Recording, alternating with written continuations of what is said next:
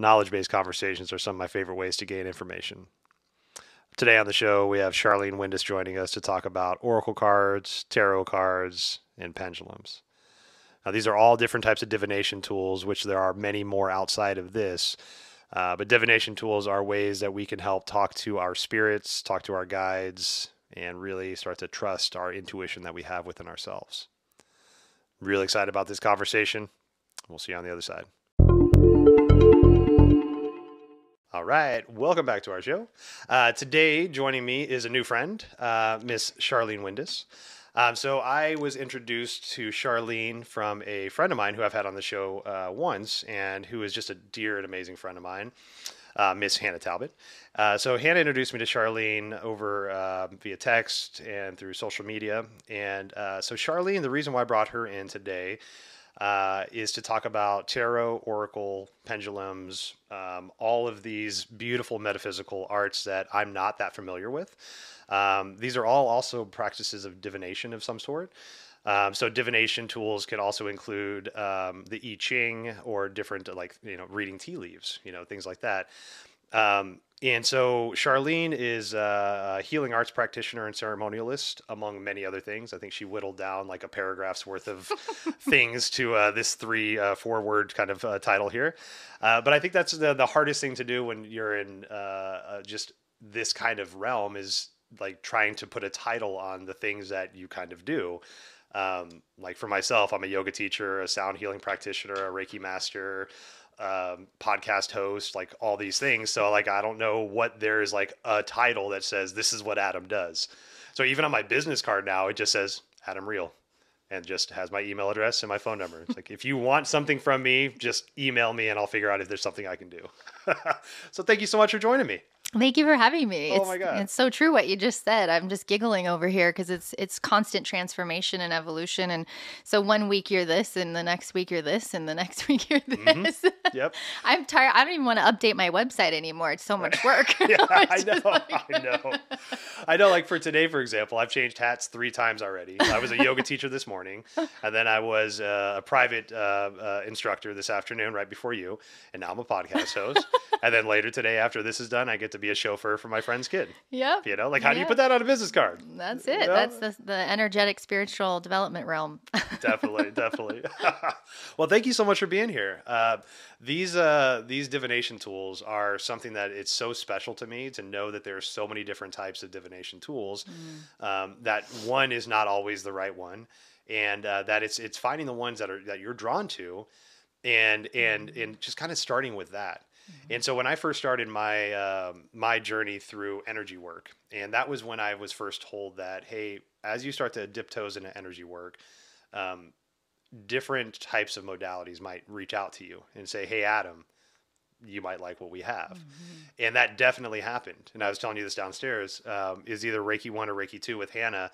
Right afterwards, I had a dream, and then all of a sudden it was like, you need to learn the I Ching.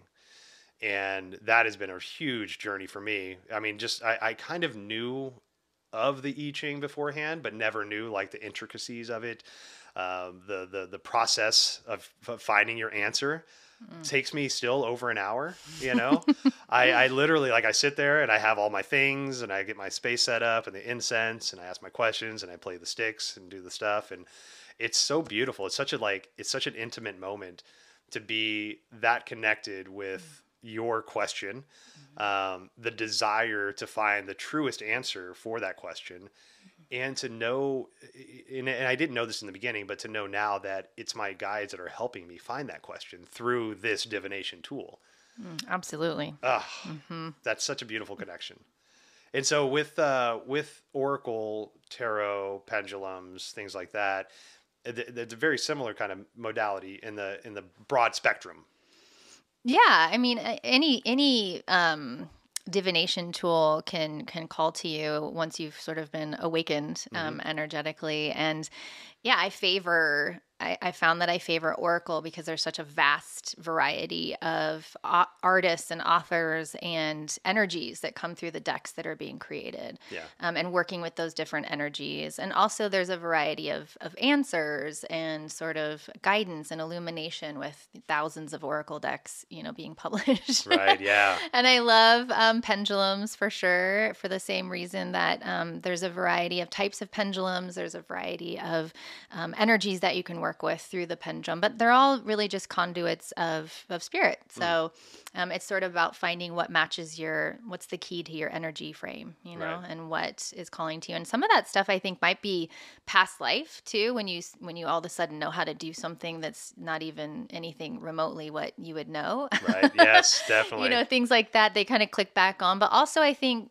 spiritually you're called constantly when that door is already open to whatever is in the vicinity that's sort of matching that energy. Yeah. So it can get overwhelming too. Yeah, right. I felt that way in the beginning. It seemed like everything was calling my name and like everything wanted my attention. I'm like, I don't even know what this stuff is, let alone to give you the honor of the attention that you deserve. Yeah, it's like you light up, to all energy. So then the boundaries have to come in too. Yep.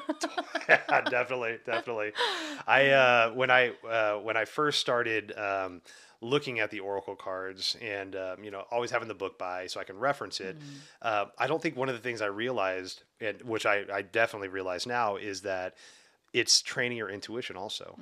It's like a muscle. Yeah, right. Like I have a very atrophied intuition right now, and the more that I start to, like, I guess, lack of a better term, put in the reps, and really like ask the question, see how they land, see if that answer really it was true or not.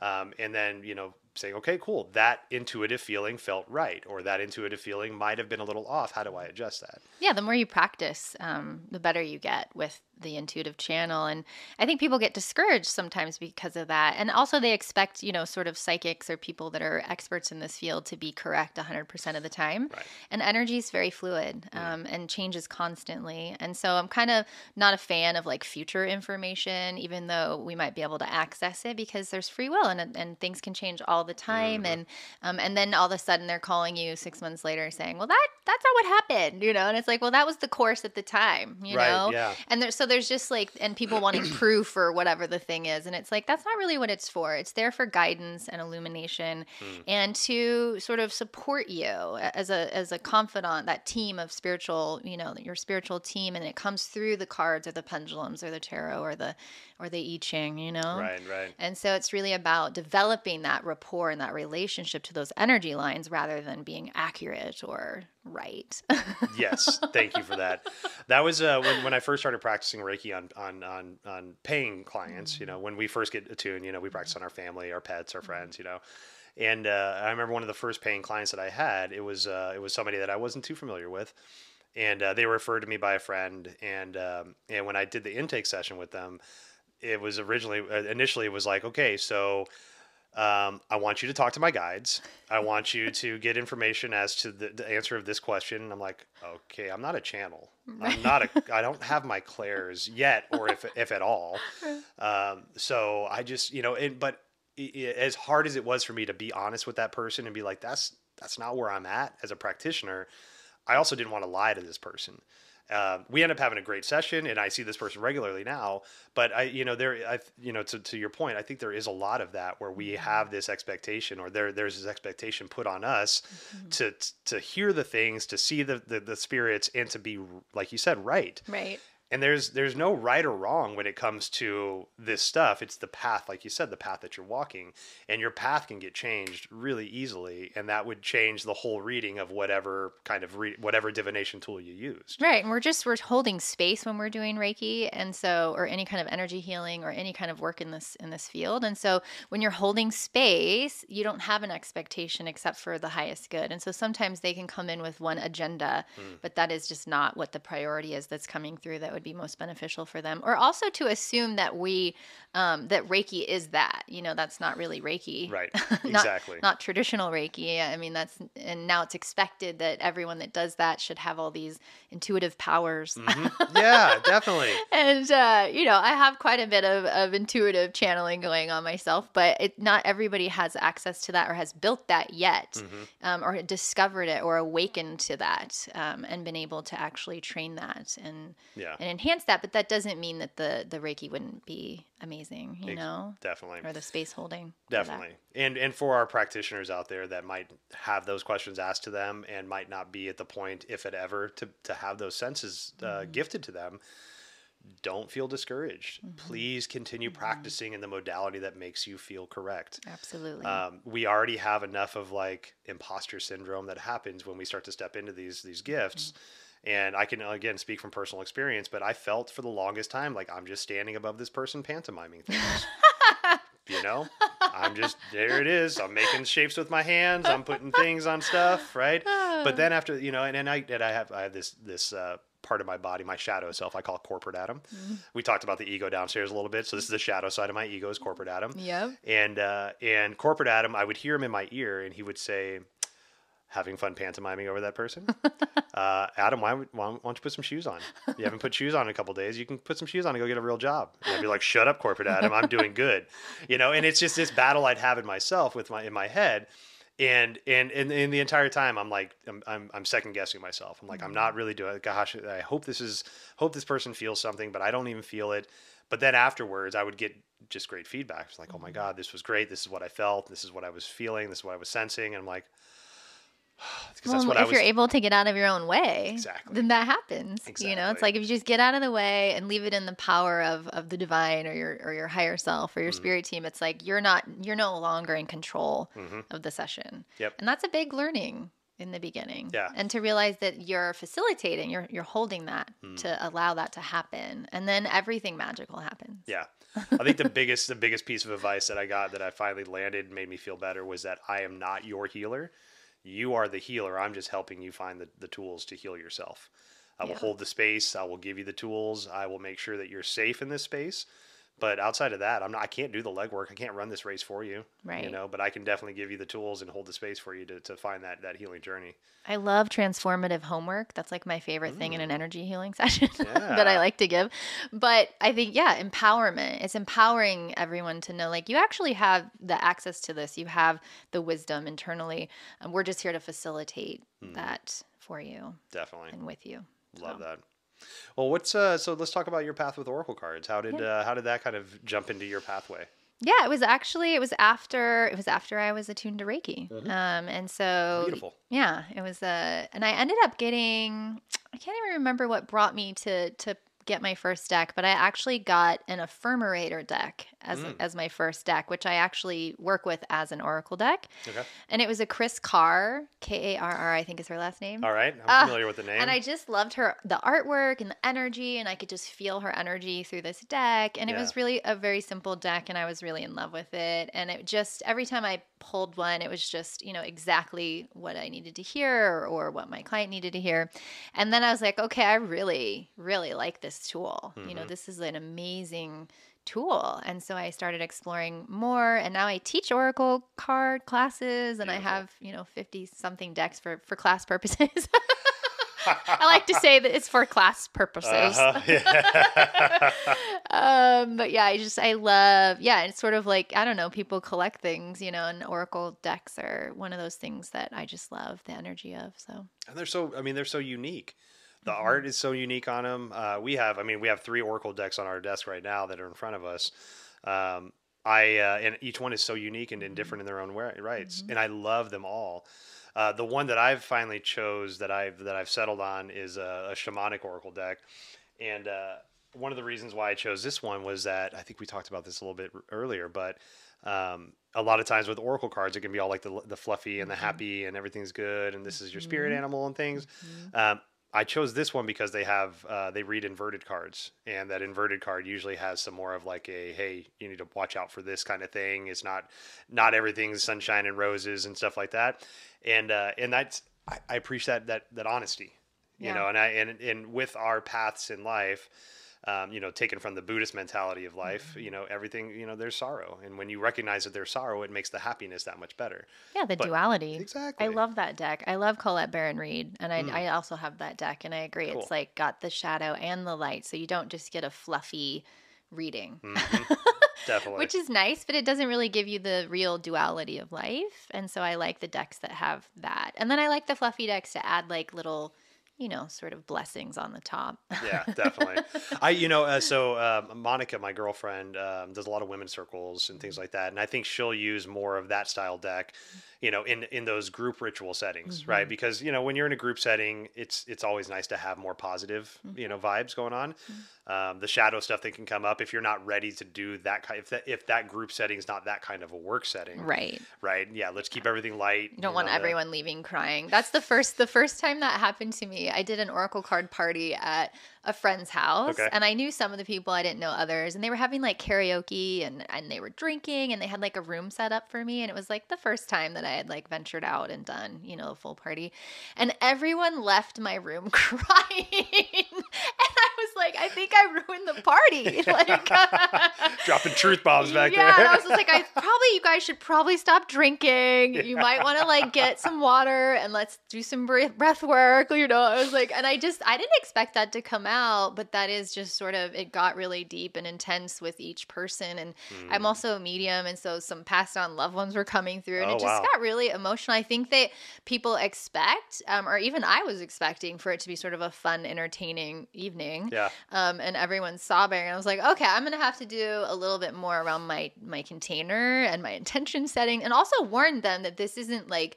a joke or fun. Like Right. it's intense. Yes. Unless I bring all the fluffy cards. Yes. Right. That's, you know, I think that's a good message for people. Like, energy work is not always fun. It's not always like happy and loving, and it's the outcomes are right, but the work is work sometimes. Yeah.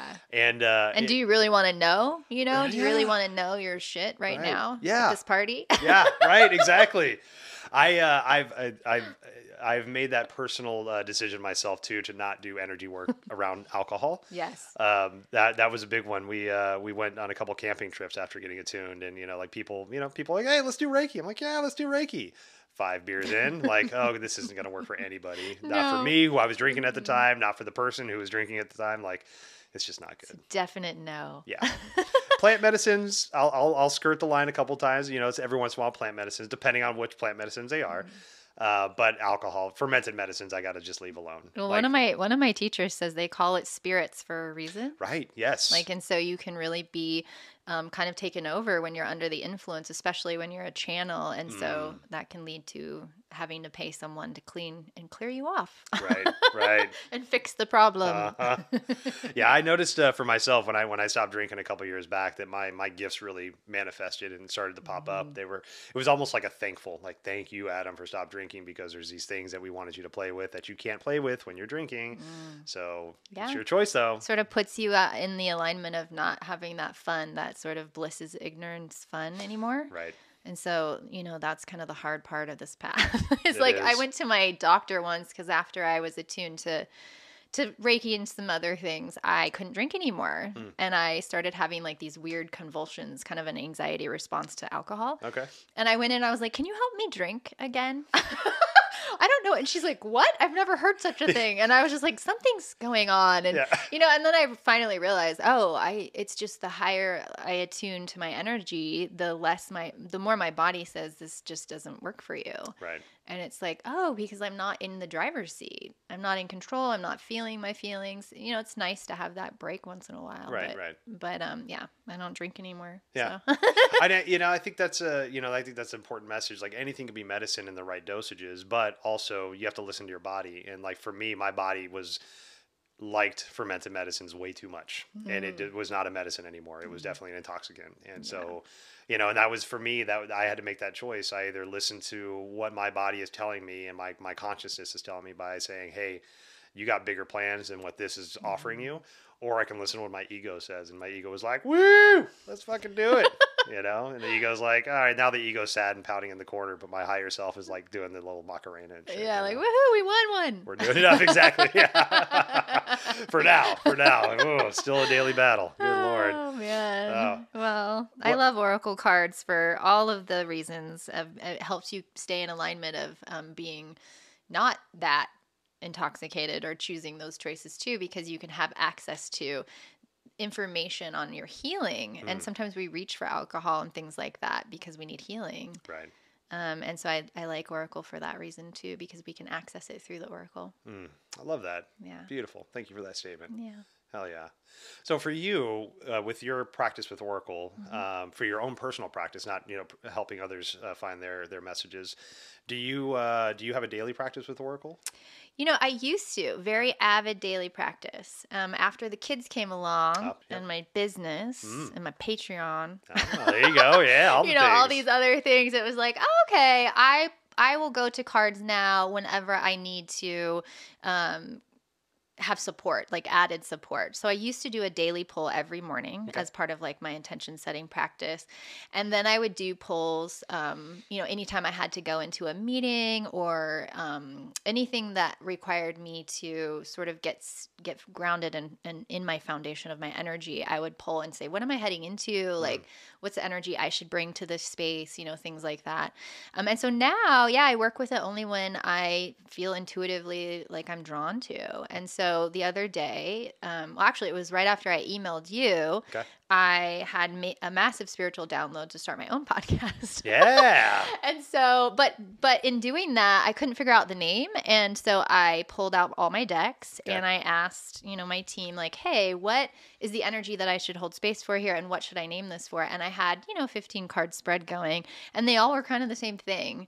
And so it just sort of, it didn't give you the name. It's not going to give you the answers. I think that's what we think, you know, but it just gave me the energy. And then I was like, oh, and then another download was able to come in spiritually about the name. And so, yeah, I really work with them more now to strategize. But in the beginning, it was every day. Yeah. You know? Yeah. Yeah. That's mine. My journey right now is morning meditations. After my morning meditation, I'll have my cards spread out before my meditation. And then right when I'm done, I, you know, close my meditation out. And then with my eyes still closed, I, you know, go over the cards and I'm trying to feel for something. And that's where my intuition practice is at right now. I've been feeling these, kind of electric kind of sparks in my left hand. And that's generally where I feel energy, like when my Reiki turns on and like when I have an intuitive moment that I can't really put a finger on, like what that intuition is telling me. It's usually my left hand that lights up in some kind of way. And so I'll hold my left hand over the cards and just wait to feel that ping, you know, and then I'll pull a card from there and just, Ooh, I like that. yeah, you know, and it's again, I'm trying to strengthen that muscle, you know, like that atrophied muscle. Yeah. And there's no right or wrong way to do that. And so I love that. Yeah. I've actually not heard anyone say that yet. Yeah, it's been a cool practice. And then I'm not asking a specific question right now unless I have one. Right now it's more of just like, hey, what's my day like today? What should I kind of be looking at? What am I going to be ready for? And so I'll go with that, and then and I pull that card, leave it in the bookmark of whatever book it's in, and then I'll read it generally in the afternoon, also in my evening meditation or afternoon meditation, just to see if it's like still in the realm of, if I'm still waiting for the thing to happen, or if it's already kind of moving. That's lovely. And yeah, it's been really nice. It's been really nice. It's not as it's becoming more stable. Let's put it that way. Yeah, not self-deprecating statement there. It's becoming more stable. It's not stable yet. No, it's becoming more stable. Oh, you are a clear channel. Yeah. Oh man. I love the doubt thing though. I mean, that happens to all of us. And even when I first, you know, was working with all of these intuitive gifts, like even my closest friends and family were doubtful, you know, it's like, and you're doubtful. And so you just have to get your bearings and get into your personal power and call that power home, and practice makes, you know, helps. Yeah, a lot. definitely. So yeah. Well, I feel that, you know, any of this new stuff that we walk into, and it doesn't need to be energetic work. It doesn't need to be anything specific, but I think anything in life that you really step towards, I think modicum to a healthy amount of skepticism is really healthy, Mm-hmm. right? Because then that shows that we're just not going to just dive in and believe anything just for the sake of belief. Right. You don't want to go that end either. Yeah. Yeah. Right, You definitely want to use discernment and check in with your inner compass. Right. But with that, yeah, totally. But with the healthy bout of skepticism, that doesn't mean like I'm not closing myself off to the non-belief of this thing. Right. Like I'm still open to the idea that this could be a thing, but I'm also open to the idea that it couldn't. Right. And through that openness, like you're never really let down because you're prepared for whatever. But what I found with that openness is that I'm more surprised by the outcome than I'm let down by the outcome, because it leaves it open. And usually that openness has a very healthy reason for that openness to be there, instead of my past, just shut it down. Don't even want to believe it. Don't even want to entertain the idea that it's a thing. Yeah, I like that. And sometimes we want things to be the way that we want them. And so when we don't hear what we want to hear or get the channeling or information that we want, it's like we'll pull more cards until we get what we want, or whatever. And it's like, that doesn't work either, because you're just sort of, manipulating the energy. Right. Yeah, because you can end up pulling enough cards to make an answer that you'd actually be okay with, right? Right. But and that's just kind of bastardizing the practice in a way. Yeah. I have a really good friend that when this person was learning Oracle, I think there was an Oracle card. No, I think she was doing tarot reading for this person. But my friend, who I actually do another podcast with, Robin, my Zen and Not Zen podcast, he's a very pessimistic person, and he is very pretty hard set on his beliefs and non-beliefs. But he still entertains the idea sometimes. And so my friend was giving Robin an oracle reading, and she's really new at this whole thing, right? She was still just figuring it out too. And so she pulled a couple cards, and then she went to pull a card, and she's like, "No, I don't like that card." And I'm sitting over there, and I'm like, "Well, you just made a stronger non-believer out of a non-believer, right?" Yeah, but my message to Robin at the same time was, you can't base an entire practice off of somebody's novice skills, right? This person's still learning too. 5 years from now, that person might have the best, reading that she could ever do, but they're still learning. So, they're going to make mistakes, and it's not going to be the full, but it's practicing. Well, and sometimes those cards that come up that we don't like or we don't want to share, especially with a first time reading with a person, sometimes they're not even aware of that energy. Sometimes that energy comes forward and it might seem like it doesn't fit or it's not right, but that first pull is always right. Your intuition is always right. And so it's like sometimes you have to explain that too, that it's not going to be directly related sometimes to immediately what you're aware of. Like this could be something that's hidden in the shadow or in the ego space or whatever that wants your attention. Yeah. And it might not be fun to be the first pull. Yep. Definitely. There are times that as my gifts start to manifest a little bit stronger, like I'll be working with a client and, in a Reiki setting, and, I'll get a vision, let's say like, okay, purple butterfly, baseball hat, and a like left shoe, right? And that. like for me, I'm like, I have no idea what all this means. And if I try to interpret it and then tell the client that, they're going to look at me like, dude, what the hell have you been smoking? Like, what is going on outside? Why are my eyes shut? I should open my eyes and see what the hell you're actually doing out there. Yeah. But if I say to that person exactly what I just said to you, baseball hat, a butterfly, and a left shoe, they'll be like, oh my God, that's my grandma, blah, blah, blah. It's like, I have no idea where that came from, but cool. That's the best. That's true. The first time I did energy healing, 12, 15 years ago, I had my hands over my client, and I tell this story in some of my classes, so probably people have heard this, but I saw a banana. Okay. And I was like, is she hungry? Like, what does this mean? And I didn't say anything because I was like, I don't really know how this applies to her. Yeah. And she later had come back for a facial, and they have to fill out like a medical intake or whatever. And she had found out that she had a potassium deficiency. Oh. And so I was lucky to see later what the follow-up was. But I was like, well, how would I even have known that? And as energy healers, we can't really prescribe or diagnose, in that way anyway. But I just thought it was really interesting that that's what came through. Like, hey, this girl needs some potassium. Yeah. Wow. Yeah. I was like, wow, okay, that's interesting. And so, I started keeping a symbol journal, in the very beginning stages of symbolic communication between our guides of like, this is what banana means, and this is what bridge means, and this is what this means. Nice. And that can change, in terms of the person and how it applies to them. But it was kind of nice to have that little symbol journal. That's really beneficial. So you have 50 Oracle decks? And that's barely even scratching the surface about how many there are out Well, there. some of them have been gifted to me or donated because people know that I have class and workshops. And often when I was teaching in person before COVID, I would come in, people wouldn't know what they wanted to purchase yet. And so I would bring them so that they could work with them and play with them and kind of see all the different energies before they go out and make their own purchase. Yeah. So yeah, that's how I kind of built that up. But yeah, I have my decks that I like favor with my business and with my clients and then with my personal life. But I like to have one shadow deck. So like the deck that you have here that we were talking about. And then I like to have a relationship deck so that all the cards are just about relationships and so that you can pull on a relationship and be specific with relationship cards. And then I like to have an angel deck for just like some blessings to come through. And then I like to have a deck that's kind of humorous or comedic for if there needs to be that energy brought in a little bit, And it tells you blunt things, but in a really comical way. And it was actually a joke deck that somebody gave me and I fell in love with it. It's got a unicorn on the front. Love it.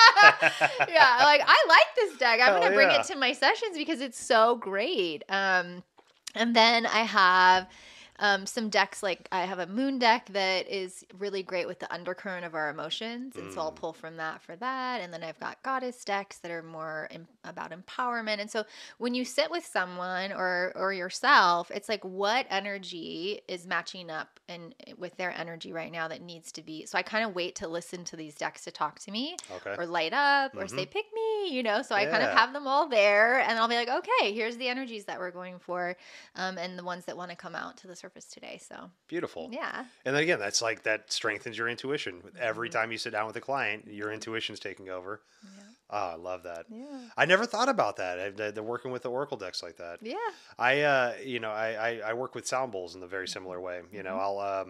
I try to, before I sit with a client, I'll sit in my morning meditation and have my meditation, do my chanting, but I also towards the end start to try to connect to the people that are going to be in my life today. Like, so this morning I was connecting to you and I was connecting to my previous client, Ernst, and, my class that I taught earlier. And I just, try to, get those little strings of connections out there.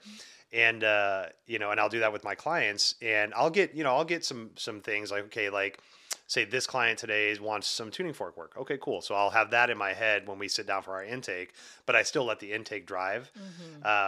But, like working on a person, all of a sudden it's like, cool. All right, get the crown chakra tuning fork. Cool. Got that. Boom, right there. Oh, you want the bowl? You want the bowl too? Cool. All right, we'll stack it all up. It's like you let the energy speak to you. Definitely. Yeah. Definitely. Aww, I love that. Yeah. So with your Oracle cards that you pull, so I know there can be like extravagant pulls, right? Where you like have these big pulls, 10, 15 cards, or like we talked about earlier with myself, I just pull a card. Yeah. What's the benefit or the advantage of the multiple card pull rather than a smaller card pull? Or is there one? Yeah. Well, there's a one card pull for that daily guidance or just sort of what am I heading into or what do I need to know? And then I like a 3-card pull for a little bit more information to the story or what's going on. And then I love pathway readings where you do like one side a few cards and the other side a few cards and they're decisions that you have to make or relationships that you're interested in or jobs that you're wanting. And you just kind of see what each line, sort of pans out to look like. Okay. And so you can get an idea of, oh, hey, if I do this, this is what my life might look like. If I do this, this is the energy that might come in. And so you do these pathways. I like to do that. All right. And then the bigger polls, I really like those for just telling a big story or a theme of someone's life or sort of what's going on in their whole entire energy body. Okay. And so I'll do 15 to 20 cards, but I'll pull from various decks to bring in that various energy. Very cool. And I'll just lay it out and I'll set the intention of like, hey, what's the highest good here? What do we need to prioritize and know today? And generally you'll see a story. Like it'll start from the beginning to the end and it'll sort of tell you an energy story or areas that really need attention or things will come to the surface through that large read. So I like to do that for that purpose.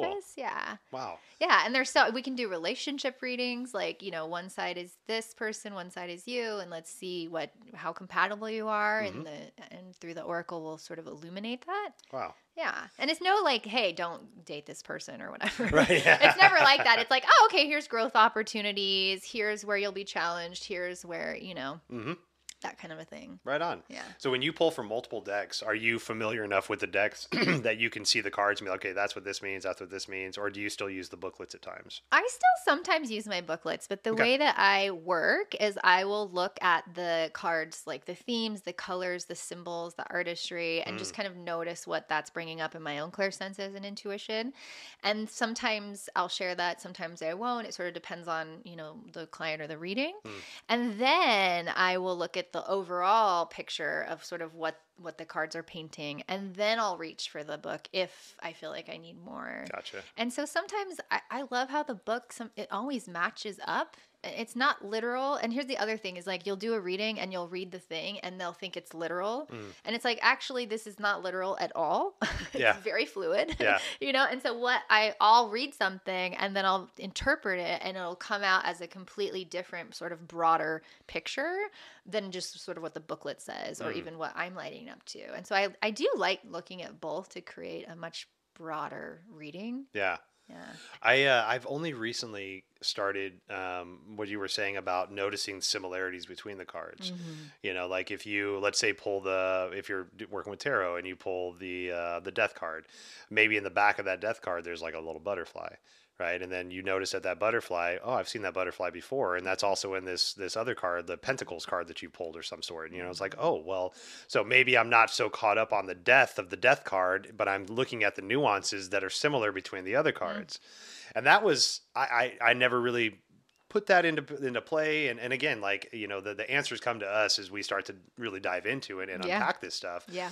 And so like, I don't think if I even would have known right in the beginning to look for these little nuances that it would have been that impactful.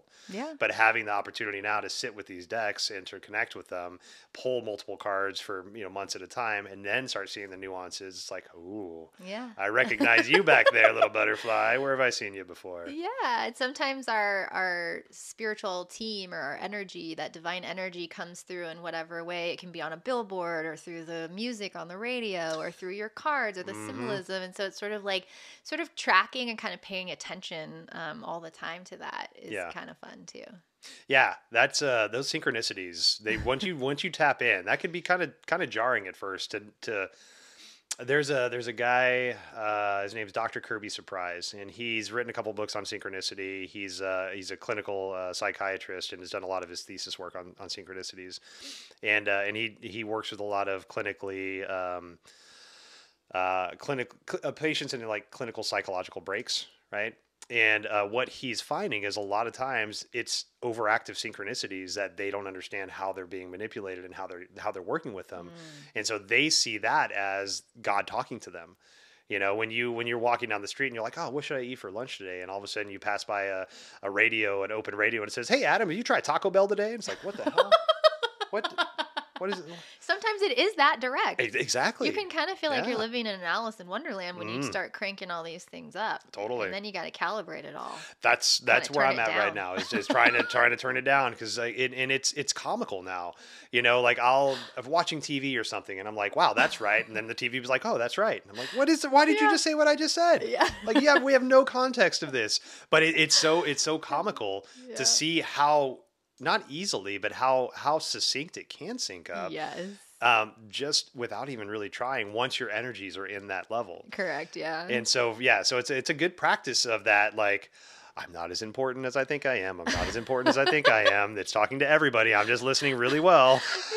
You just have to adjust your radio dial internally to get onto to the lines, right? And it just takes a little practice, little guidance, Which, is a reference that I found recently that my kids don't get, the radio dial reference. Uh-oh. Are we 41? I know, right? We were talking about that the other day. I was like, you tune the radio dial. You turn a little bit. And they looked at me like I was an idiot. And I'm like, oh, everything's digital now. No, I just told my husband, I was like, I think we might be old. In my mind and my internally, I still see myself as 28, right? And so, but everything else, like we were talking earlier, like my eyesight and my hearing and And now my referencing of the radio, like, Yeah. holy shit. We're totally 41 right now. Yep. Yeah. I mean, I know you're 41 too, because you told me you are. I am, most definitely. Yep. Embrace it. And it's funny because like the more now I understand, like my references don't land. I just want to use them more. Me too. Just like, oh, remember Batman? Who's Batman? It's like, oh, let's talk about Batman. Yep. Like, I'm Jesus never going to Christ. not use the radio reference. Yeah. Okay. Oh, shit. Oh man, that's good stuff. So did pendulums come in later on, or They did, yeah. Okay. Yeah, pendulums came later, and gosh, I've been doing this work for so long. I have like a hazy memory of how even everything began. I don't even remember how I got my first pendulum. Anyway, yeah, it was later. Okay. And when I started working with it, it was a little scary at first, because it would shift and move to energy around me. It would move without my intention, and I was like, I think this is. I wasn't sure if it was good or bad, if that's even a thing. Right. And so then I learned very quickly as I developed my relationship with my own spiritual team that it was not hooked up properly. And so I learned that I have to actually intentionally ask that this conduit, this pendulum, be hooked up to my higher self and my guides, so that nothing else can affect the energy, because your energy can affect it, the animal's energy can affect it, the spatial energy can affect it, and also ghosts and any other energies around can affect these things. And I think that's why a lot of people are like, don't use those, they're bad. Yeah.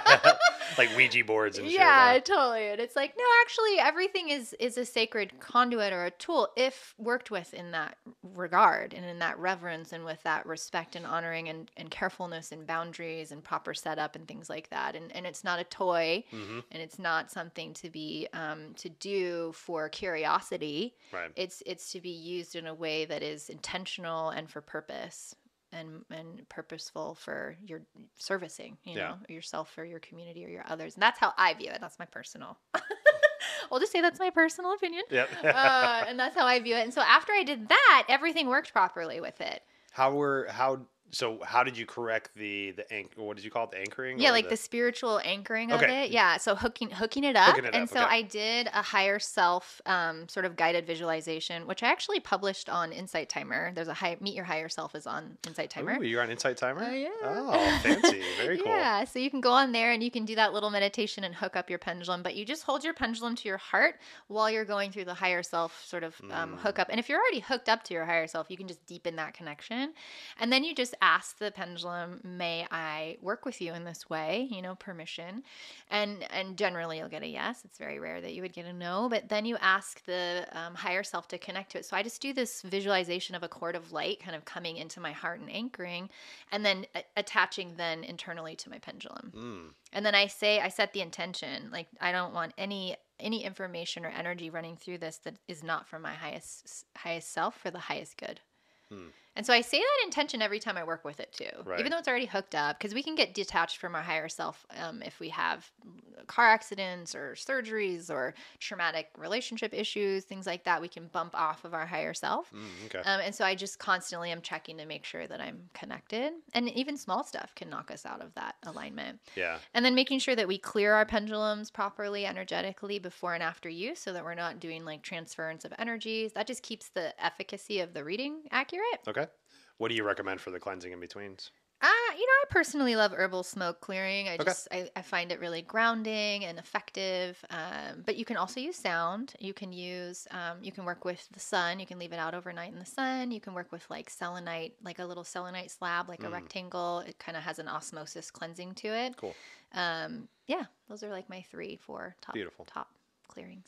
That's where I like to go. I like some kind of herbal smoke is my go-to, sage or palo, somewhere in there. And then, if it's the crystals on a monthly basis, we'll put them out in the moon, the full moon, just to get that full cleansing, especially if we're using them a lot for like Reiki clients and things like that. Yeah, that's great to charge out in the lunar cycle. Yeah, we try to, most definitely. Yeah. And then I found out, oh my gosh, after I did that, it was like, wow, I can read energy with my pendulum as well. And I can clear energy. And so like you can clear your own field with a pendulum. You can clear the space that you're working in, like before and after a client. You can clear anything really working with the pendulum. And so that was like, oh my gosh, this is more than just like a divination tool. Yeah. Or a conduit of energy. It's like I can work with this in a variety of ways. So I work with it with clients and read energy centers with it, and really just more of a confirmation or affirming of what I'm already having. So I think it's helpful for that too. Nice. Especially if you're just starting out. And then I work with it for spatial clearing. How do you mind going into a little detail on the spatial clearing Sure. and the client clearing and stuff? Once it's hooked up correctly. Yes, exactly. Big thing. Make sure it's hooked and up cleared, right. Everything's like set up, and then you've set your intention in your sacred space. You literally just hold it with your dominant hand in the space that you're working in. Okay. And you ask the pendulum and your higher self, because that's really what's doing the clearing, is the higher self energy, to cleanse and clear the space of anything that's not the highest good. And it will just start moving in a clockwise direction. And when it's finished and complete, it will stand still. Interesting. And it's like, woo! And then you got to, of course, then clear your pendulum too, right? And it's not going to clear, ghosts or entities or whatever, but it will clear like leftover thoughts and leftover energy that people kind of left behind, stuff like that. So I would say it's like, basic level clearing. And then you can work with it on yourself. So same thing, you can just hold it out to the dominant side of your body, the dominant hand, and ask it to cleanse and clear your field of anything that's not the highest good. And it will spin and spin and spin, and then it will stop when it's complete. Wow. And you feel like it's sort of just like a positive negative polarity shift. That's sort of what I feel with the pendulums. Wow. Wow. I love that. I'm gonna try that. Yeah. So okay. So connecting it to yourself first, or your higher self.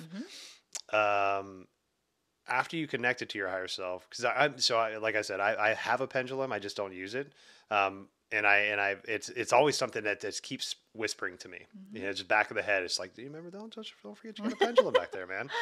And so the reason I got mine initially, the reason why I was told to get one was to connect with my spirits and to start to find the yeses and the nos. Yes, it's really great for that. Cool. Yeah. And so that's pretty much where I left it at.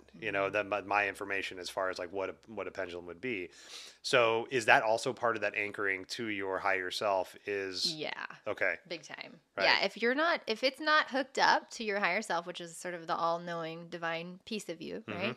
If that's not hooked up, then all of your ego, pride, self-doubt, desires, all of those things then control the pendulum. Gotcha. And then you just get all kinds of weird readings. Yeah. It's not going to be the honesty that you're looking for. Right. But the yes no is great. Like that's one of the things I love teaching in class for first time, spiritualists is sort of what is your yes no and how does that feel in your body intuitively? And then we can use your body as a pendulum. So you can just stand up if you don't have a pendulum, you can be the pendulum. And we are these energy antennas. And so you just stand up and you relax. And I like to close my eyes because it makes it a little easier. And then you just ask, whatever your question is, like, should I eat this cookie or whatever? And if you lean forward, it's yes, and backward is no. And if you're standing straight or upright, it's a maybe or an I don't know or I don't want an answer or you don't need to know kind of a thing. And so we can work with our body in the same way that we work with the pendulum. But the same thing with the pendulum. You can get the yes, no confirmations, and that's kind of nice in the beginning when you're learning. Yeah. And, one of the bits of advice that I got too, that I'd love your feedback on this, is to ask a question you might already know the answer to. Yeah. To try to beta test that. Calibrate it. Yeah, I teach that too. Okay, cool. Yeah, that's such a great point. And so, once you've got it hooked up and you do all those things, you then just ask several questions like, am I 41? Do I like chocolate? And then you ask resounding yes. Yeah, and ask things that are definitive yes, no's, not like, sometimes I like that and sometimes I don't. Yep. And then you can get it calibrated after you've hooked it up properly and cleared it. Okay. Yeah. Yeah. When I using the body as a pendulum, I meet with a medium on a monthly basis now, and her advice to me when I first started trying to find my yeses and nos, she didn't recommend the pendulum at first, but and she was saying, okay, so like you said, stand there, feet planted, you're grounded, and then ask your question. And what I started to notice was that on my body, up above the backside of my left hip bone. If I answered, if it was a yes, I would feel a little tingling on that top side of my left hip. Yeah. And if it was a no, I'd feel it under my right shoulder blade. Mm. You know, and it was like, that is so weird. Yeah. Like that's so far off, you know, with the yeses and the nos. But that's your yes, no. Exactly. Yeah. And it's like, where else would I manifest it? Do I expect like the big flashing Mine yes was sign? in my teeth when I first did that really? exercise. Yeah. All It right. was like my teeth got tingly. Interesting. Wow. Yeah. Yeah, it's was it a specific tooth or just No, all it was the like teeth? all my teeth. It was the weirdest thing. I That's was really like, cool. what? Really? Because it's kind of uncomfortable. Yeah. You know, it's like being at the dentist. I Right. was like, I don't like that. Everything just lights up all of a sudden. You're like, oh. Yeah. Yeah. It's so mine is moving now from my back. So I have this I call it it's kind of like staticky noise in my ears. And it's high pitched at times. Like I can hear it right now. And what I'm noticing now is when I hear the noise, it means that there's entities or spirits around me. And when they're trying to communicate, I hear like a consistent, like ribbony, silvery kind of sound. So it goes from the staticky to this more like shimmery kind of sound. And what I've now started to notice now is that when I close my eyes, I can see what that static kind of looks like in a way in my eyes. And it's like it's almost like static light, right? Really kind of fractal. And but when I ask a question or if I'm doing the yes nos, then it starts to solidify and it gets that ribbony. So I can see what I'm hearing now. Ooh, pretty. And but I still don't know what it's saying. I still have no idea. I'm still beta testing all this, and I ask a lot of yes no questions. I was just introduced to one of my guides recently, and so I've been trying to ask this guide specifically all these questions, and I'm getting a lot of activity. But it's so exciting at times that I forget to be like, was that a yes or a no? It's like, oh my God, look at It's his like lights you're at moving. the carnival. Totally. It's like, oh my God, what is that? And then you just get so distracted, you know? It's like, Yep. yeah, it's really, you don't need actually any drugs. That's why I tell people, you know, I have a lot of clients who have done like ayahuasca ceremonies. I've never done it. And, you know, whatever works for you is what works for you. But I'm like, I can get you acid tripping without anything. Right, with just breath work. Yeah, Yes. like this is a thing. Like we just turn on all these channels and it's like, yeah, it's like, wow. Yeah.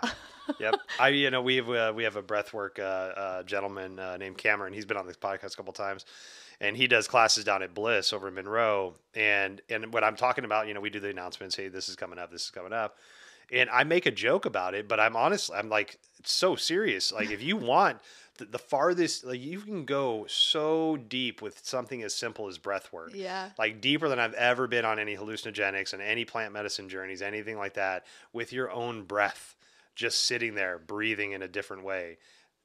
Oh my God. Yeah. And people are like, oh, and I'm like, no, I'm fucking serious. Like you Yeah. will see things, experience things, like have manifestations of things you never thought would happen just from changing the way you breathe. It's so true. And actually, you know, I think a lot of illness that we think is maybe, and this isn't, I'm not speaking for all illness, but like schizophrenia. I have schizophrenia in my family and I have a lot of mental health in my family going on, but they're all super like psychic. They're all very in tune. They're all super connected. And I think if we stay too far in the spiritual realm, as exciting as it is, and we're not also with one really solid grounded foot in the physical realm, that's when we lose the grip. And so you can also go insane when you're like so far in this side of things. Yep. And so there were several times in the last like decade throughout all the classes and trainings and stuff I was in where I was like, okay, I'm going to need to like pull this in or I'm going to lose like my grip on reality. Yep.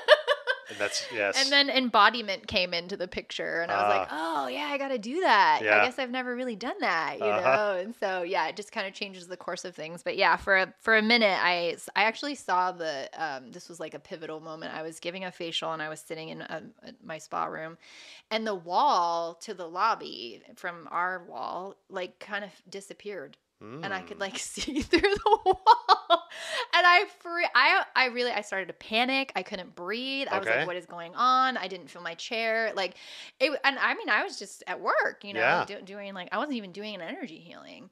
And it was in that moment that I was like, okay, this has got to get grounded. Wow. Like, you are out of control. There Yeah. are no boundaries here. And I think a lot of people, when they awaken, there's no college, there's no rules.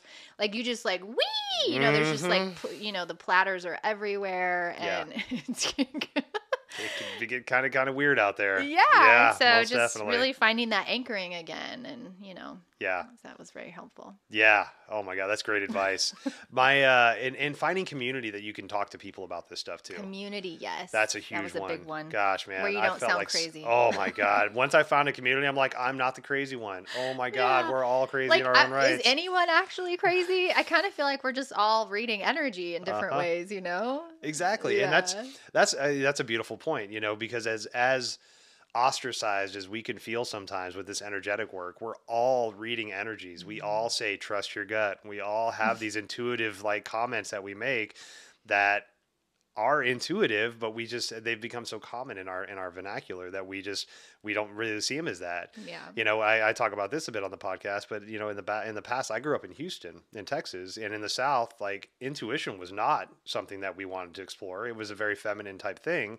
And, male pride, masculine Southern kind of thing. We didn't do that. But at the same time, we would always get told to trust our guts, which is like one of the most intuitive things you can do. Trust what your fucking body is telling you. Right. But then at the same time, it's like, no, seers, that's witchery stuff. You can't do that stuff. Well, we know where that all came from. I've done so much research on that because I too had to work through that.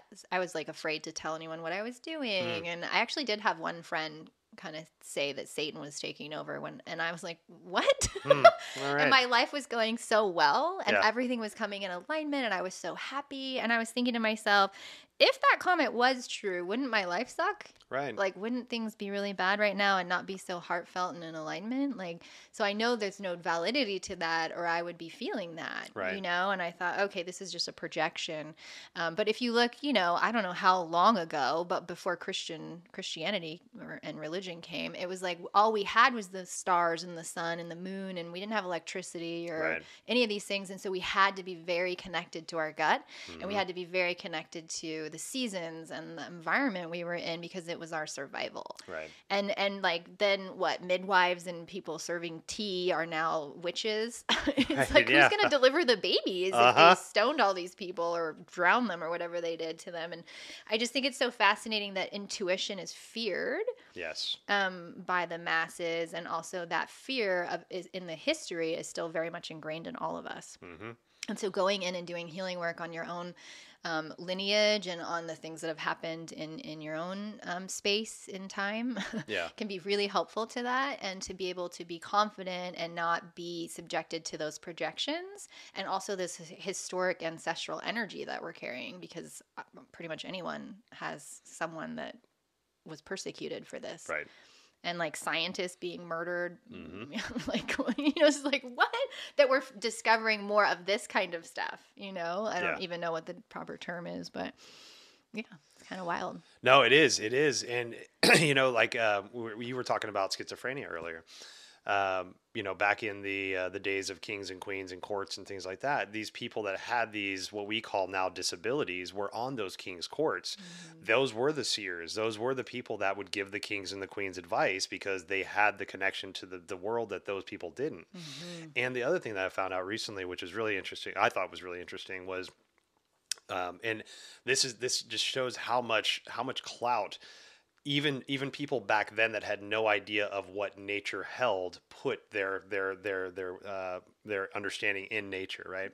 So let's say like the king would say, okay, I'm gonna raise taxes by 30%. Everybody pays 30% more taxes, and then that seer on the court would go to the king later and be like, hey king, I know you just made this decision, but we just saw a flock of birds flying in backwards in the wrong direction, and then the wind was blowing down instead of blowing up. And yes. the king's like, oh, those are bad omens. Like, yeah, those are bad omens. Okay, maybe we should change this decision. Yes. And that was the way that they got through to the kings and queens when they made these quote unquote bad decisions. Right, because we were freaking connected. Exactly. Like why did we all, and now we're just all reliant on what? On a book or a science or somebody telling you what to do. I mean, I like science. I'm not opposed to science, but I just think it's crazy that we're not paying attention to all of that. Right. And some of us are, but the majority of us just brush that off like it's just a bird flying in the sky or whatever. And sometimes if the thing is a big enough deal, you'll talk about it and you'll be like, that was weird, and then you move on. But it's like, no, everything is communicating to you. Right. Everything all the time. And if you're more connected to your environment, your surroundings, the more that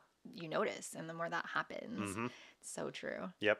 And I appreciate now to an extent that we have, scientific, quote unquote, scientific ways to, again, quote unquote, prove these things.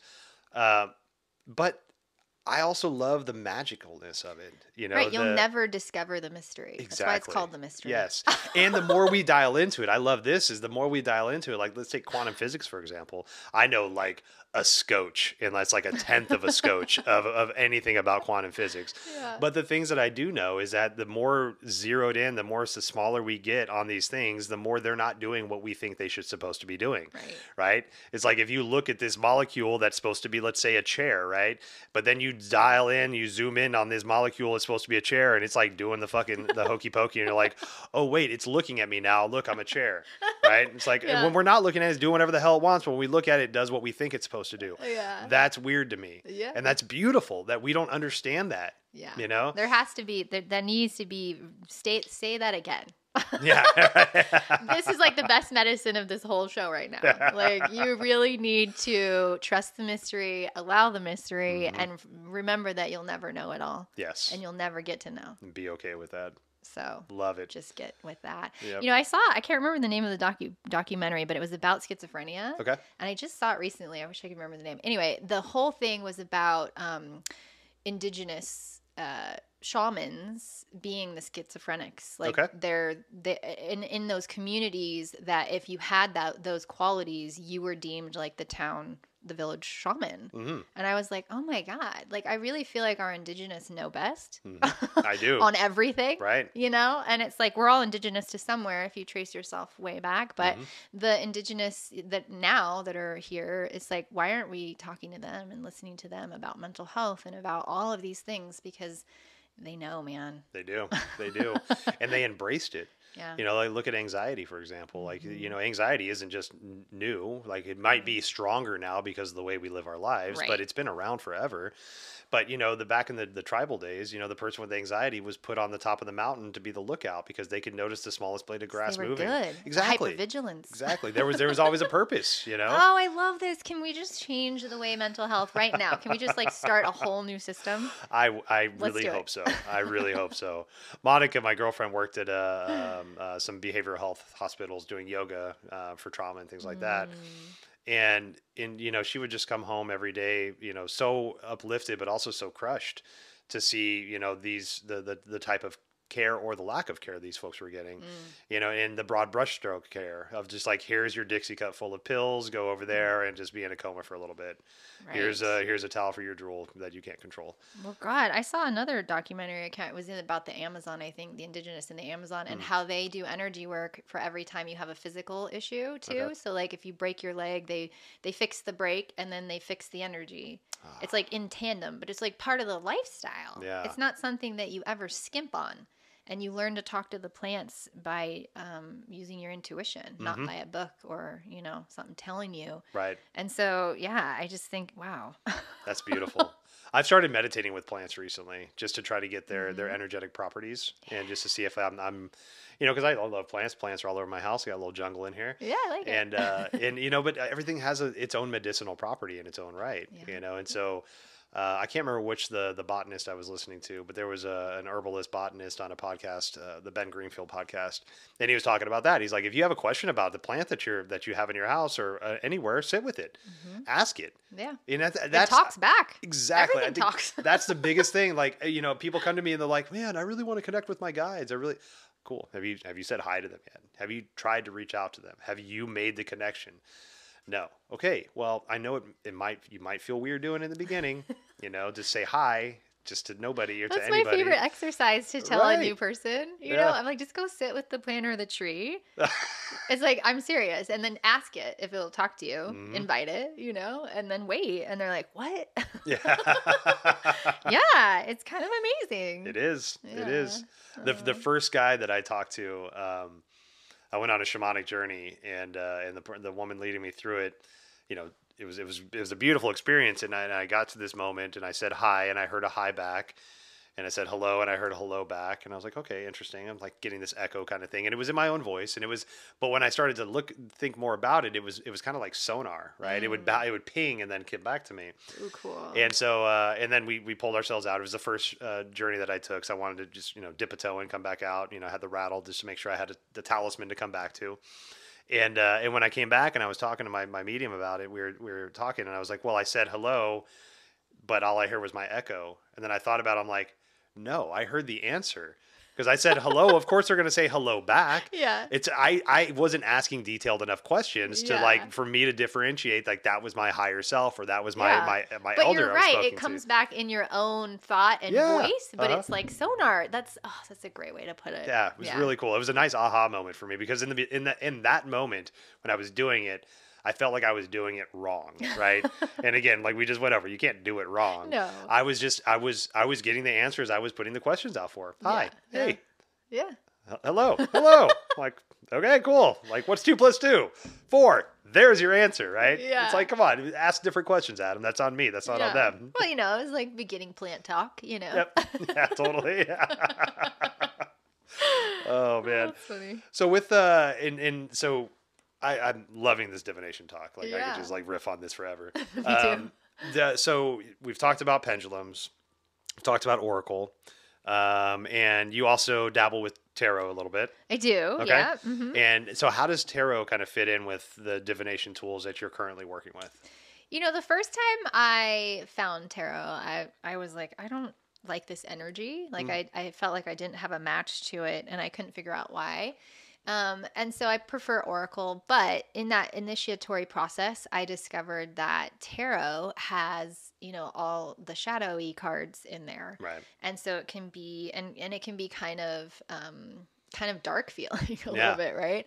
And at the time I was like, I don't want to do that, you know, so I went and revisited it later, and I was like, oh, okay, there's really a lot of learning in here, and a lot of useful support and illumination around accessing our shadow and accessing our ego, and, you know, just all these energies that maybe we don't want to necessarily be friends with. Right.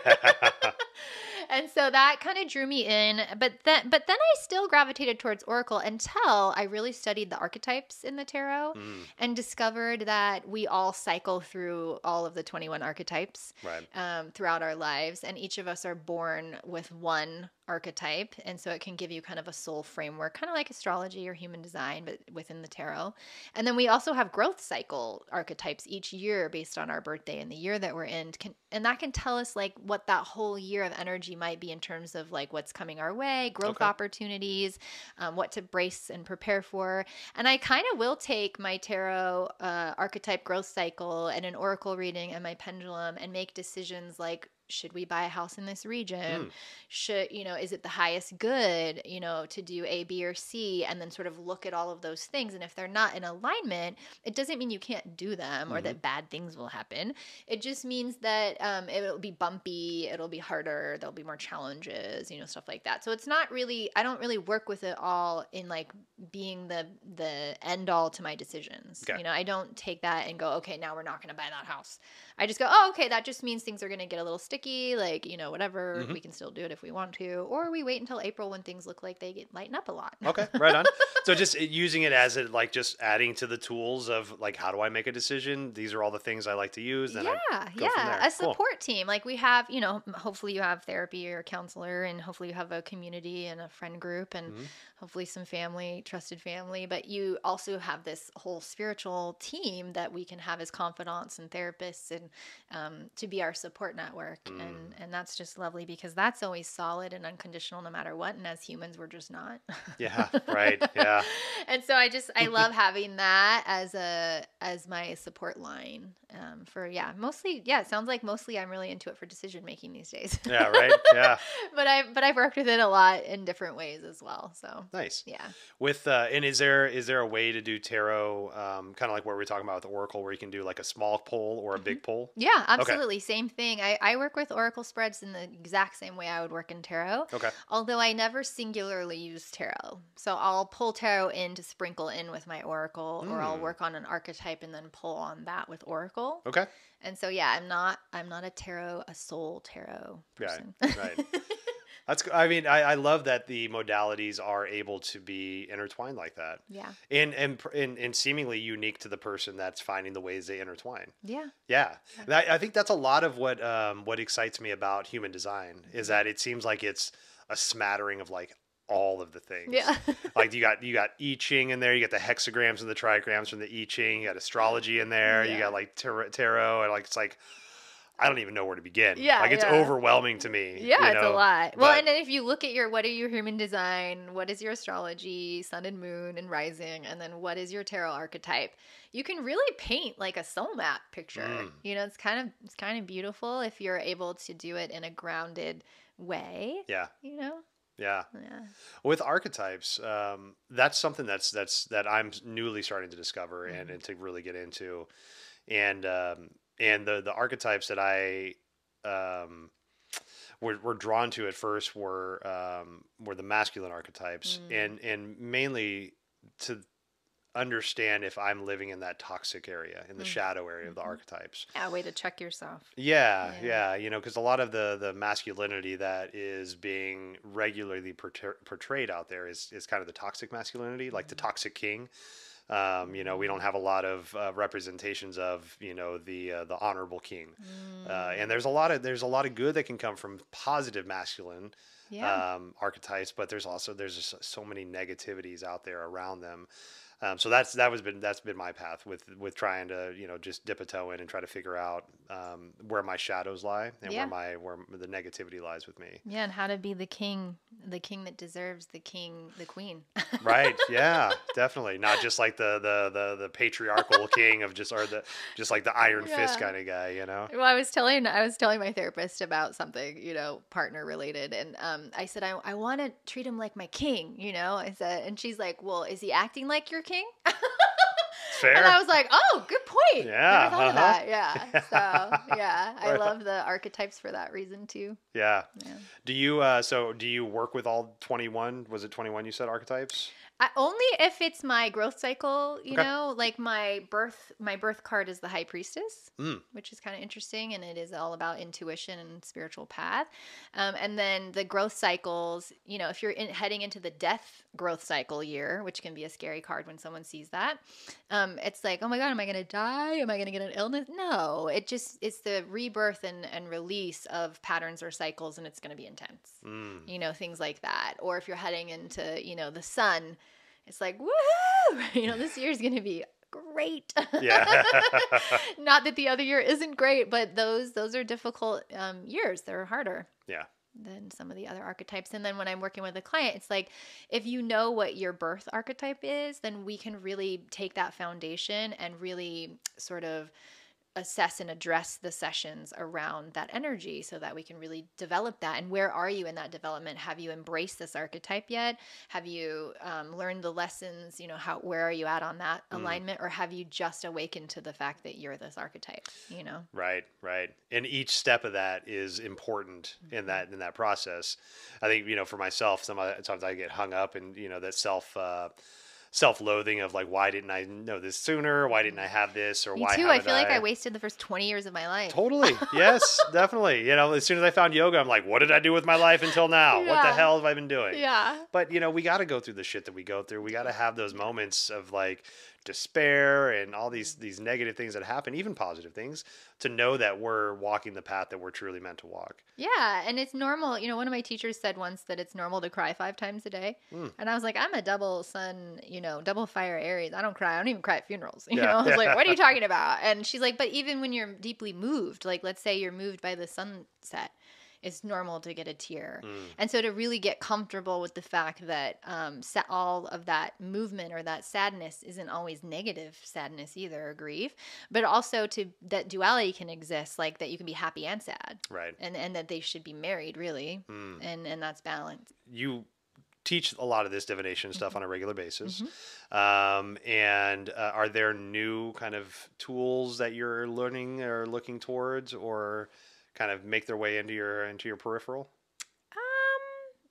These are the tools that I know really well. Yeah. And also, I feel are really helpful in intuitive development and spiritual development. And so I'm kind of sticking with that in terms of like what I share with everyone. But yeah, in my personal development and transformation, I'm definitely getting a lot more connected with my drumming and rattling and, more shamanic based tools. But I'm also realizing that, we don't necessarily need those tools unless we're doing a big ceremony or a session or things like that as well. And so I've kind of, I don't know if downgraded is the right term to use, but I've kind of released a lot of tools. They started to get really loud and noisy, and I had so many in my house, like the 50 decks, and the same thing with crystals. And I was like, you know what? I think that I need to simplify and also realize that I don't need all of these tools either. And so then I was able to just kind of dwindle it down to my favorite things. Nice. Yeah. I think that's a really good message too, is that, again, personal experience, but in the beginning it was like, okay, I need my crystals, I need my drum, I need my bowls, like all the things to do. Like if I'm going to go on vacation, I need to make sure I take my meditation cushion, things like that. Yeah. And now it's like, yeah, those are great. It's so cool to have your things with you, but that doesn't negate your spirituality if you don't have them. Right. And that's a big thing that I really want to emphasize. Definitely. You can all you need is you. Yes. In a way, it makes it stronger if it's just you. Yeah. Because then you don't have your tools to look at and your cards to decipher and your crystals to put on. It's like, no, that's all you. Yeah. Because it's always all and then you. You're trusting. Yes. Yeah, you're in full trust mode. I had a friend recently that she was actually coming down here to do a Reiki training that I was a part of. She's from California, and I talked to her on the phone, and she was like, okay, so I got my cards, I got my stones, I got all the things. I just don't know where I'm going to put all this stuff. Like, how much do I need? Should I bring all my stones? I'm like, leave it all at home. Just bring you, right? Yeah. Tell them about it when you get back, Yeah. right? But you don't need to bring all the things with you for you to go to this Reiki training. No. When I went to Vipassana, 5 years ago, the 10-day silent meditation stuff. Oh my gosh. Whoa. I'm impressed. It's good times. That's intense. Oh my gosh. It was the hardest thing I've ever done in my life, but it was beautiful. It was also one of the most beautiful things. But I remember reading over all the guidelines before going in there, and I had just started my spiritual path. I'd maybe been a year into it, just figuring out that I was, I was something more than just this physical bones and mass. And I loved my things, my malas, my things, and part of with Vipassana is it's just you and meditation. Like you can bring your meditation stool and stuff, that's fine, but like crystals, everything's gone, stones, like all that stuff. No reading, no writing, no exercise, down. Everything just gone, right? It's just you and your meditation. And man, that threw me for a loop at first, but after about 3 or 4 days, still in my shit and still, crying 5 times a day at minimum. I was feeling so beautiful about just what I was stepping towards, and knowing then that I didn't need my mala to feel spirit, and I didn't need my stones to feel spirit. It was always with me. That's beautiful. Yeah. didn't help the 10-day silent meditation after a while. You know, I still was just like, I just want to. I've only made it 2 days, and I thought I was gonna lose my mind. It's tough. Yeah. It's tough. I'm impressed. Good Lord. Did you do? Did you go for a 10-day and made it 2 days, or Oh did you go for no, it was like a 4-day, I think. Okay. Yeah. Yeah. It's hard. It's hard. It's anybody that thinks meditation's easy in general. It's hard. No. But then when you dedicate yourself to like that length of time, Yeah. man, You hold space. oh Yeah. God, And everything. then just everything uncomfortable about you that's been stored comes to the surface. Yep.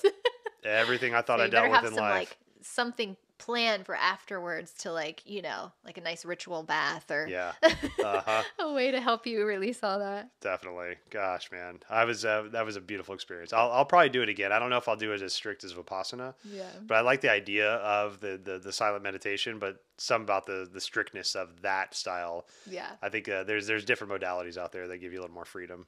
I like the yoga nidra. Oh, I yes. became a yoga nidra instructor. I don't practice it regularly, but I have a couple on the Insight timer. But I like it because it's active. Like you're scanning, you're squeezing, you're setting intentions. Yeah. I'm like, I need something to do. Yeah, right, exactly. I'm gonna sit here and be peaceful. I want something to do. Yeah, I'm like, I cannot not sit still. Yeah. Like I have too much fire. Okay. Yeah. The Aries in you. Double right? fire, yeah. Double fire, yeah. Like, no way. I'm a manifesting generator, and you want me to stay here for how many days? Right? Yeah, not happening. Well, so as we start wrapping it up here, is there anything else you want to say about like those 3 divination tools: Oracle, Pendulum, Tarot? I guess I would just leave it with, the practice is probably really important and your intention setting. If you don't set intentions and you pick up a divination tool like an oracle card deck or a pendulum, you could have interference and it could be negative and it could be scary and it could really sort of morph the experience for you. And so I think intentions are very, very, very important. Like only the highest good, only my team, only my higher self.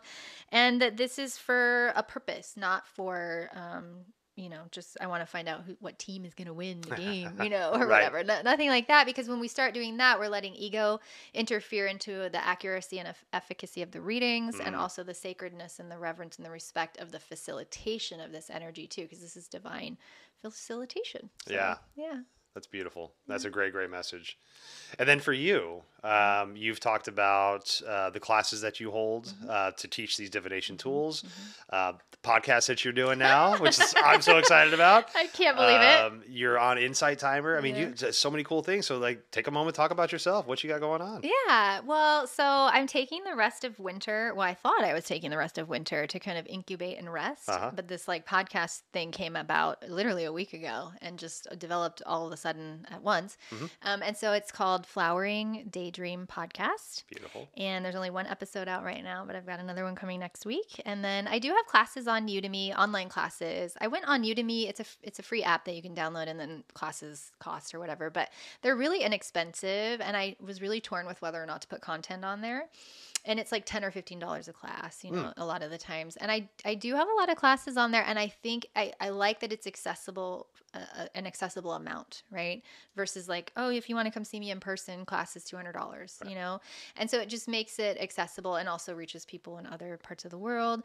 And so I love having the content on there for that reason. But yeah, I'm on Insight Timer, my website, sharleanwindus.com. I have, during COVID, when we were home for a whole year, or at least I was, I know not everyone was, but my place shut down and the kids were home from school. I created a energy hygiene ritual line. And it was all the stuff I used for myself. And I would make all my own stuff, like my own bath soaks and bath bombs and candles. And I would create everything on my own. And I thought, and I got this download, I have to like share this with the community. And so I have some support tools and I make custom pendulums, Cool. things like that in my shop.